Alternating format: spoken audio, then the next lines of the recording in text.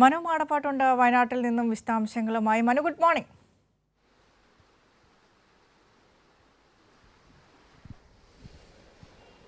Good morning Vinisha. എന്തുപറ്റി, മഴയുണ്ടോ അവിടെ? തണുക്കുന്നോ?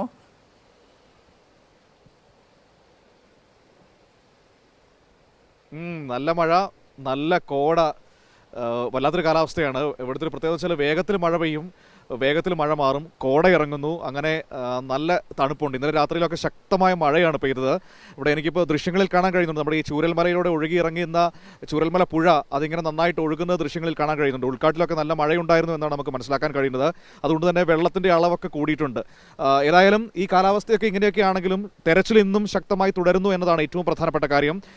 ഇന്നലെ കണ്ടതുപോലെ തന്നെ പ്രത്യേക തെരച്ചിൽ ഇന്നും തുടരുമെന്നാണ് അറിയാൻ കഴിയുന്നത്. അതായത് ഈ സൂചിപ്പാറ, ആനടിക്കാപ്പ് മേഖലകളിലാണ് പ്രത്യേക തെരച്ചിൽ നടക്കുക. ഇന്നലത്തെ തെരച്ചിലിൽ 6 ശരീരഭാഗങ്ങൾ കണ്ടെത്തിയിരുന്നു.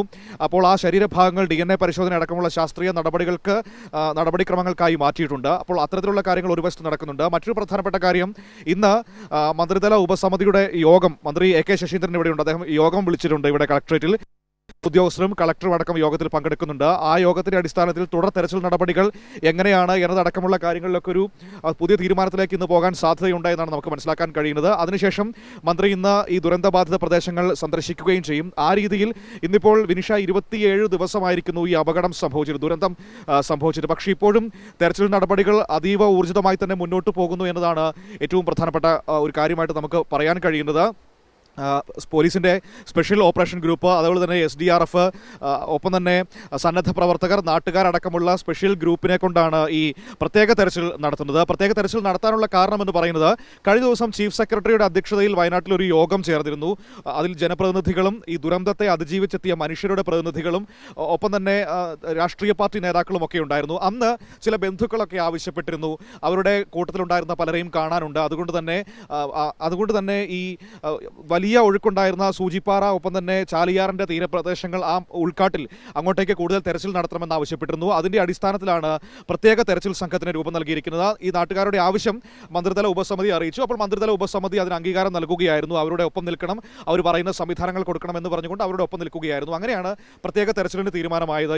ഈ ദിവസങ്ങളിലൊക്കെ ഈ പ്രത്യേക തെരച്ചിൽ എന്ന് പറയുമ്പോൾ അങ്ങോട്ടേക്ക് നമ്മൾ മാധ്യമപ്രവർത്തകർക്കോ മറ്റുള്ളവർക്കോ പ്രവേശനമില്ല. കാരണം ഏറ്റവും ഉൾഭാഗത്താണ്. ഈ സൂചിപ്പാറ വെള്ളച്ചാട്ടം കഴിഞ്ഞു പിന്നെയും ഉൾഭാഗത്തേക്ക് പോകണം. ആനടിക്കാപ്പ് എന്ന് പറയുന്ന ഒരു മേഖലയാണ്, അതീവ വനമാണ്, ചെങ്കുത്തായ മലനിരകളൊക്കെയുള്ള പ്രദേശമാണ്. അതുകൊണ്ട് തന്നെ അങ്ങോട്ടേക്ക് നമ്മളാർക്കും പ്രവേശനമില്ല, നമുക്ക് ദൃശ്യങ്ങൾ ലഭിക്കാനും സാധ്യതയില്ല. വിദഗ്ധരായ സംഘം, ഒപ്പം തന്നെ ആധുനികമായ ഉപകരണങ്ങളൊക്കെ കൊണ്ട് ആണ് ഈ തെരച്ചിൽ നടത്തിയിരിക്കുന്നത്. മറ്റൊരു കാര്യമുണ്ട്, നേരത്തെ ഈ ഭാഗത്ത് തെരച്ചിലിന് പോയ സന്നദ്ധ പ്രവർത്തകരൊക്കെ അവിടെ കുടുങ്ങിപ്പോകുന്നതൊക്കെ നമ്മൾ പലവട്ടം കണ്ടിട്ടുണ്ടായിരുന്നു. അപ്പോൾ അത്തരത്തിലുള്ള സാഹചര്യങ്ങൾ ഒഴിവാക്കാനായി സാറ്റലൈറ്റ് കണക്ഷൻ അടക്കമുള്ള സംവിധാനങ്ങൾ ഒരുക്കിയാണ് തെരച്ചിലിന് വേണ്ടി പോയത്. ആവശ്യമെങ്കിൽ എയർലിഫ്റ്റിംഗ് നടത്താനുള്ള സംവിധാനങ്ങളും ഇവിടെ കൽപ്പറ്റയിൽ ശരിയാക്കിയിട്ടുണ്ടായിരുന്നു. അപ്പോൾ ആ രീതിയിലാണ് തെരച്ചിലും മറ്റു കാര്യങ്ങളും മുന്നോട്ട് പോയിക്കൊണ്ടിരിക്കുന്നത്. ഇനി നമുക്ക് ഇന്നത്തെ തെരച്ചിൽ നടപടികൾ, ഇനി തുടർന്നുള്ള ദിവസങ്ങളിൽ തെരച്ചിൽ എങ്ങനെയാകും എന്നതിനെക്കുറിച്ചുള്ളൊരു വിശദമായ തീരുമാനം അറിയാൻ ഈ മന്ത്രി വിളിച്ച യോഗം വരെ കാത്തിരിക്കേണ്ടി വരും. ആ യോഗത്തിന് ശേഷം അദ്ദേഹം മാധ്യമങ്ങളോട് സംസാരിക്കുമെന്നാണ് ഞാൻ മനസ്സിലാക്കുന്നത്. പിന്നീട് അദ്ദേഹം ഇങ്ങോട്ടേക്ക് ചൂരൽമലയിലേക്കും മുണ്ടക്കൈയിലേക്കും ഒക്കെ എത്തുകയും ചെയ്യും. ഏതായാലും മറ്റൊരു പ്രധാനപ്പെട്ട കാര്യം നമുക്കറിയാം, താൽക്കാലിക പുനരധിവാസ നടപടികളൊക്കെ പൂർത്തിയായി കഴിഞ്ഞിരിക്കുകയാണ്. ക്യാമ്പുകളിലുണ്ടായിരുന്ന 729 കുടുംബങ്ങളെയും താൽക്കാലിക താമസ ഇടങ്ങളിലേക്ക് സർക്കാർ മാറ്റിയിരിക്കുന്നു. അതായത് വീടുകൾ, ഒപ്പം പ്രഖ്യാപിച്ചത് നേരത്തെ തന്നെ താൽക്കാലിക പുനരധിവാസം സർക്കാർ പൂർത്തിയാക്കി സമ്പൂർണ്ണ പുനരധിവാസ നടപടികളിലേക്ക് സർക്കാർ കടക്കുന്നു. ഇതിന്റെ മുന്നോടിയായി ഒരു സർവകക്ഷി യോഗം മുഖ്യമന്ത്രി വിളിച്ചു ചേർത്തിട്ടുണ്ട്. വ്യാഴാഴ്ച സർവകക്ഷി യോഗം നടക്കാനിരിക്കുന്നു. എല്ലാവിധ വകുപ്പ് മന്ത്രിമാരും ഈ യോഗത്തിൽ പങ്കെടുക്കുന്നു. അഡീഷണൽ ചീഫ് സെക്രട്ടറിമാർ പങ്കെടുക്കുന്നു, ചീഫ് സെക്രട്ടറി പങ്കെടുക്കുന്നു. അത്തരത്തിൽ വിപുലമായ ഒരു സർവകക്ഷി യോഗം ലോകോത്തര നിലവാരത്തിൽ, അതായത് കേരള മോഡൽ ഓഫ് റിഹാബിലിറ്റേഷൻ ഏത് രീതിയിലായിരിക്കുമെന്ന് കൃത്യമായി വയനാട്ടിൽ നിന്ന് കാണിച്ചു തരുമെന്ന് മുഖ്യമന്ത്രി ഈ വയനാട് ദുരന്തത്തിന് ശേഷം പുനരധിവാസ പരിപാടികളിലേക്ക്, നടപടികളിലേക്ക് കടക്കുമ്പോഴൊക്കെ മുഖ്യമന്ത്രി പറഞ്ഞു വെക്കുന്ന ഒരു കാര്യമാണ്, ലോകോത്തര നിലവാരത്തിലുള്ള ഒരു പൂർണ്ണമായ പുനരധിവാസമായിരിക്കും വയനാട്ടിൽ നടപ്പിലാക്കുക. ഇതിന് മുന്നോടിയായി സർവകക്ഷി യോഗവും വിളിച്ചു ചേർത്തിട്ടുണ്ട് മുഖ്യമന്ത്രി.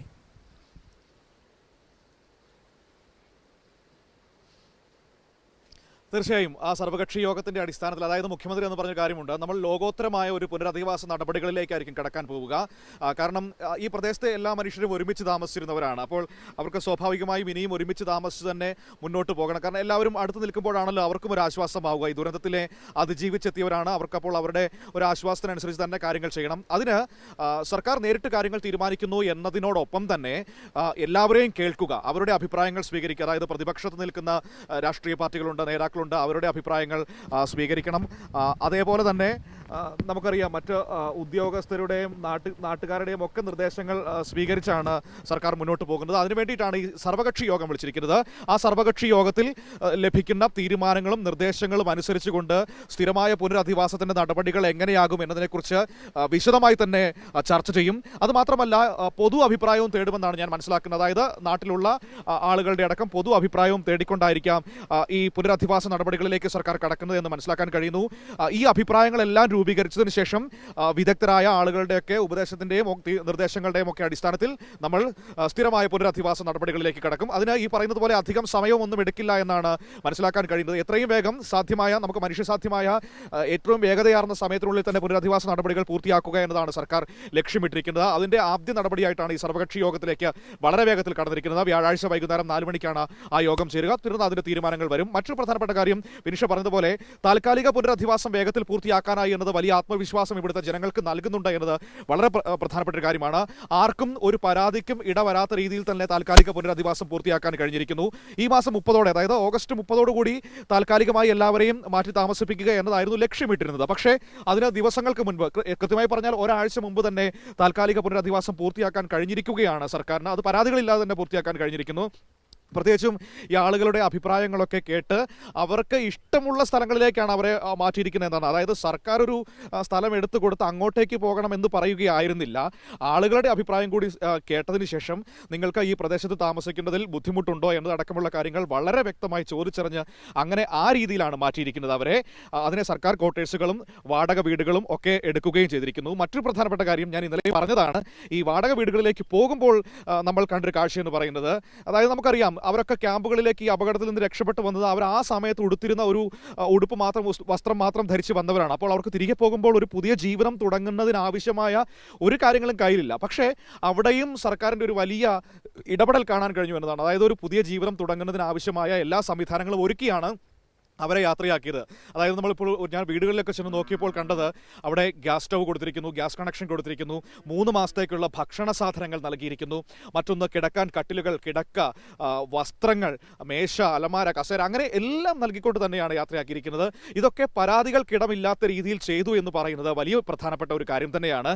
കാരണം ഒരുപാട് ആളുകളുണ്ട്. ഞാൻ നോക്കുമ്പോൾ ഏകദേശം 729 കുടുംബങ്ങളുണ്ടായിരുന്നു ഈ ദുരിതാശ്വാസ ക്യാമ്പുകളിൽ.